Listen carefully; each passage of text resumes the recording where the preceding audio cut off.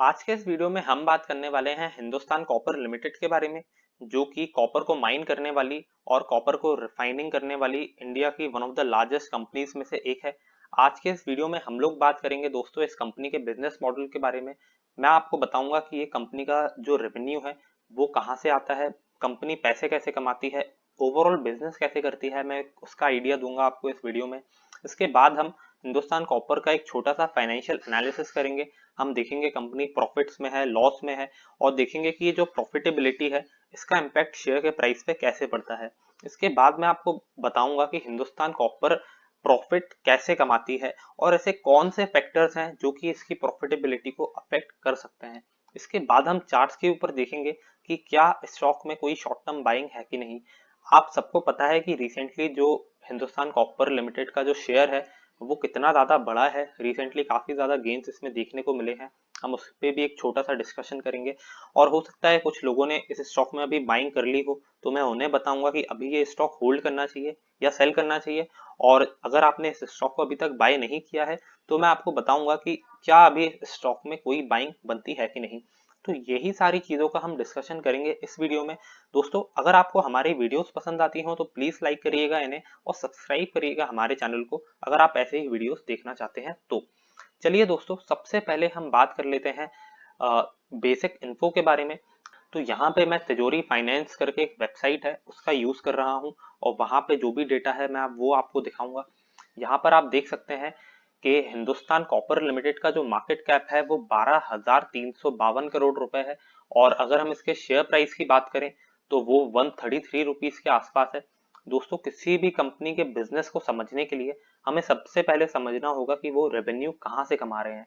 अब दोस्तों, जो हिंदुस्तान कॉपर लिमिटेड है ये कंपनी अपना 63% रेवेन्यू जो है मेटल इन कॉन्सेंट्रेट से कमा रही है। अब ये मेटल इन कॉन्सेंट्रेट का मतलब है जो रॉ मेटल है, जो रॉ कॉपर है, वहां से ये लोग 63% का रेवेन्यू कमा रहे हैं। और जो दोस्तों वायर रॉड है, वायर रॉड से मेरा मतलब है जो भी हमारे पंखे, कूलर और जो इलेक्ट्रिसिटी वायर्स में जो भी ये लोग वायर का इस्तेमाल करते हैं वो वायर कॉपर की होती है दोस्तों। और उसे ये हिंदुस्तान कॉपर लिमिटेड सेल करता है और वहां से ये 24% का अपना रेवेन्यू कमाते हैं। तो 63% रॉ मटेरियल और 24% वायर, अगर हम इसको प्लस कर दें तो 87% का जो रेवेन्यू है इनका वो कॉपर की माइनिंग और कॉपर बेच के आ रहा है, ऐसा हमें समझ में आ रहा है। तो उससे दोस्तों हमें ये समझ में आता है कि अगर ग्लोबली कॉपर के जो प्राइजेस हैं वो बहुत ज्यादा ऊपर जाते हैं तो इसका जो इम्पैक्ट है वो हिंदुस्तान कॉपर लिमिटेड पे पॉजिटिवली होगा। क्योंकि अगर कॉपर के प्राइजेस बढ़ेंगे तो ये लोग अपने कॉपर को ज्यादा महंगे प्राइस पे बेच पाएंगे। और वहीं अगर कॉपर के प्राइसेस गिरते हैं ग्लोबली तो ये लोग लॉस में भी आ सकते हैं। क्योंकि हो सकता है कि ग्लोबली कॉपर के प्राइसेस इतने ज्यादा गिर जाएं कि ये जो कंपनी है इसकी कॉस्ट ऑफ प्रोडक्शन से भी कॉपर के प्राइसेस ज्यादा गिर जाएं। तो कॉपर के प्राइसेस जो हैं उसका एक बहुत बड़ा इम्पैक्ट पड़ सकता है इस कंपनी की प्रॉफिटेबिलिटी के ऊपर। अब 8% जो रेवेन्यू है वो कैथोड से आते हैं, बाकी एनोड स्लाइम और अदर सोर्सेज हैं जहां से इनके छोटे मोटे रेवेन्यू आते हैं। अगर हम लोकेशन वाइज ब्रेकअप देखें, यानी कि कहाँ पे ये लोग अपना कॉपर बेच के पैसा कमा रहे हैं, तो 43% जो कॉपर है दोस्तों वो इंडिया में ही बेचा जाता है। और जो 57% कॉपर है वो बाकी की पूरी दुनिया में ये लोग बेचते हैं। अब ये बात तो हो गई छोटे से बेसिक इन्फो के बारे में। अब अगर हम बात करें इस कंपनी के फाइनेंशियल्स के बारे में तो आप यहाँ पे देख सकते हैं कि FY 2017 में ये जो कंपनी है उसके रेवेन्यूज 1240 करोड़ के आसपास थे। और FY 2018 और 2019 में भी ये रेवेन्यू बढ़ते गए। लेकिन FY 2020 में अचानक से ये जो रेवेन्यू है वो एकदम से गिर गए, और जो कंपनी प्रॉफिट कर रही थी वो एकदम से लॉस में आ गई। आप यहाँ पे देख सकते हैं कि FY 2019 में इस कंपनी ने 145 करोड़ रुपए का प्रॉफिट किया था, और वहां से सीधा ये कंपनी जो है 569 करोड़ रुपीस के लॉस में आ गई। ऐसा क्यों? इसका रीजन मैं आपको अभी बता देता हूँ दोस्तों। इसके लिए दोस्तों यहाँ पे मैंने कॉपर के फ्यूचर प्राइजेस लगा लिए हैं। आप यहाँ पे देख सकते हैं जो भी कॉपर के प्राइजेस अभी तक थे पिछले कुछ सालों में, ये उसका डेटा है। आप यहाँ पे देख सकते हैं कि FY 2016 में यहाँ पे कॉपर ने एक लो बनाया था 1.90 रुपीस का। और मार्च 2020 में ये जो कॉपर के प्राइजेस थे ये वापस से गिर गए थे उसी लेवल पे। जो कॉपर के प्राइजेस थे दोस्तों वो $2 के आसपास आ गए थे। ये जो प्राइजेस आप देख रहे हैं ये US डॉलर के प्राइजेस हैं। और यहाँ पे आप देख सकते हैं कि जो प्राइजेस हैं वो कॉपर के काफी ज्यादा गिर गए थे। और ये प्राइसेस इतना गिर गए थे कि हिंदुस्तान कॉपर लिमिटेड की जो कॉस्ट ऑफ प्रोडक्शन थी कॉपर को माइन करने की और कॉपर को सेल करने की, उससे भी ज्यादा नीचे प्राइसेस गिर गए थे। इसलिए जो कंपनी है वो मार्च वाले फाइनेंशियल ईयर में, मार्च 2020 वाले फाइनेंशियल ईयर में एकदम से लॉस में आ गई। लेकिन आप उसके बाद देख सकते हैं कि ये जो कॉपर के प्राइसेस हैं ये जस्ट डबल हो गए एक साल के अंदर अंदर। ये जो लो है 2.11 रुपीज का, वहां से कॉपर के प्राइसेस सीधा 4.25 रुपीज तक पहुंच गए, यानी कि प्राइसेस जस्ट डबल हो गए कुछ महीनों में। इसका इम्पैक्ट जो है हिंदुस्तान कॉपर लिमिटेड पे कैसा पड़ा वो हम देख लेते हैं दोस्तों। अब यहाँ पे हम हिंदुस्तान कॉपर लिमिटेड के चार्ट्स के ऊपर आ गए हैं, आप लोग देख सकते हैं। अब अप्रैल 2020 में इस कंपनी का शेयर प्राइस 16 रुपए हुआ करता था, 16 रुपए का लो बनाया था इस कंपनी ने, और कॉपर के प्राइसेस इसके बाद जस्ट डबल हो गए थे। और यहाँ पे आप देख सकते हैं कि जो शेयर का प्राइस है वो 16 रुपए से 166 रुपीज पहुंच गया उसी सेम समय में। तो आप यहाँ पे देख सकते हैं कि जो कॉपर के प्राइसेस हैं वो जस्ट डबल हुए, लेकिन जो शेयर प्राइस है दोस्तों वो 10 टाइम से भी ज्यादा बढ़ गया। तो कॉपर के प्राइसेस का बहुत ही तगड़ा इफेक्ट पड़ता है हिंदुस्तान कॉपर के शेयर पर, ऐसा हम समझ सकते हैं इसके चार्ट्स को देख के। और अभी इसमें कोई बाइंग है कि नहीं वो मैं आपको थोड़ी देर से बताऊंगा दोस्तों, लेकिन सबसे पहले हमें देखना चाहिए कि इनके फाइनेंशियल स्टेटमेंट्स पर इसका असर कैसा रहा। अब कॉपर के प्राइसेस एकदम से बढ़ गए थे, तो आप देख सकते हैं कि जो कंपनी है उसकी प्रॉफिटेबिलिटी भी बढ़ गई। अब यहाँ पे आप सबको पता है कि मार्च 2020 वाला जो क्वार्टर था, यहाँ पे कंपनी ने 514 करोड़ रुपए का लॉस किया था। यहाँ पे हम क्वार्टरली फाइनेंशियल स्टेटमेंट्स देख रहे हैं, मार्च 2020 में कंपनी ने लॉस किया, लेकिन जैसे ही कॉपर के प्राइसेस बढ़ना शुरू हो गए कंपनी वापस प्रॉफिट में आ गई, और जून 2020 के क्वार्टर में इसने 29 करोड़ रुपीस का प्रॉफिट किया।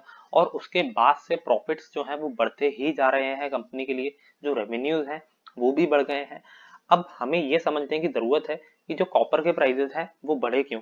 दोस्तों जो कोरोना वायरस आया था, कोरोना वायरस की वजह से जो कॉपर की डिमांड थी वो तो एकदम कांस्टेंट रही, लेकिन कॉपर की सप्लाई बहुत ज्यादा नहीं हो पाई, क्योंकि कोरोना वायरस की वजह से जो कॉपर की माइनिंग थी वो रुक गई थी ओवरऑल पूरी दुनिया में। और इसका जो इम्पैक्ट है वो इस पे बहुत पॉजिटिवली पड़ा कॉपर के प्राइसेस के ऊपर, और कॉपर के प्राइसेस एकदम से शूट अप हो गए, जस्ट डबल हो गए कुछ महीनों के अंदर। और जब कॉपर के प्राइसेस बढ़े तो हिंदुस्तान कॉपर अपने जो भी ये लोग कॉपर मैन्युफैक्चर और सेल करते हैं उसको ये ज्यादा हाई प्राइसेस पे बेच पाए। इसी वजह से जो इनके प्रॉफिट्स हैं वो बहुत ज्यादा बढ़ गए, और जो इनका शेयर प्राइस है वो 16 रुपए से 166 रुपीज तक पहुंच गया दोस्तों। अब ऐसा क्यों हुआ ये हम समझते हैं दोस्तों।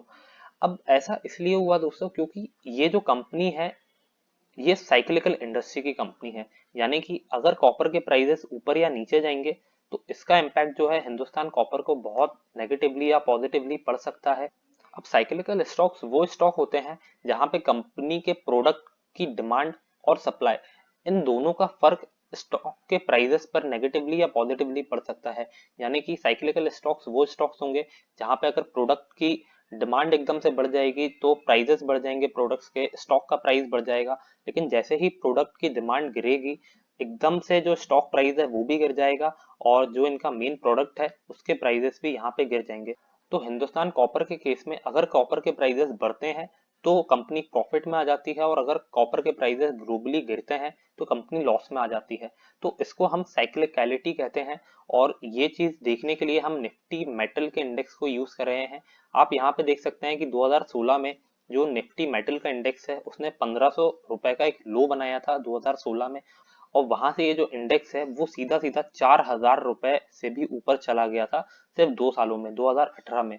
अब वहां से ये जो इंडेक्स है गिरता गया 2020 में वापस से ये 1500 के लेवल के आसपास आ गया, और यहाँ से निफ्टी मेटल का जो इंडेक्स है वो एकदम से ऊपर चला गया, और अभी ये जो है 3840 रुपए के आसपास ट्रेड हो रहा है। तो आप देख सकते हैं कि मेटल का जो सेक्टर है ये पूरा साइक्लिकल है, यानी कि कभी ये ऊपर जाएगा कभी नीचे जाएगा, एक रेंज में ही रहेगा। कभी भी आप इसमें ऐसा नहीं देखेंगे कि 10-12 साल तक ये जो मेटल का सेक्टर है ये ऊपर ही जा रहा है, ये कभी ऊपर जाएगा कभी नीचे जाएगा। तो हमें हमेशा उस जगह ही बाइंग करनी है जब मेटल का जो सेक्टर है वो थोड़ा सा गिरा हुआ हो, यानी कि हमें बाय लो करना है और सेल हाई करना है।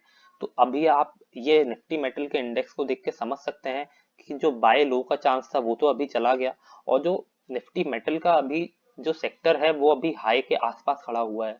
तो निफ्टी मेटल के हिसाब से तो अभी यहाँ पे कोई बाइंग बनती नहीं है, क्योंकि जो मेटल के स्टॉक्स हैं वो काफी ज्यादा ऊपर जा चुके हैं। अब अगर हम बात करें हिंदुस्तान कॉपर के चार्ट की, तो आप यहाँ पे देख सकते हैं कि जो 166 रुपीज का हाई बनाया था, वहां से ये जो स्टॉक है वो गिर रहा है और अभी करंटली स्टॉक 133 रुपीज के आसपास ट्रेड कर रहा है।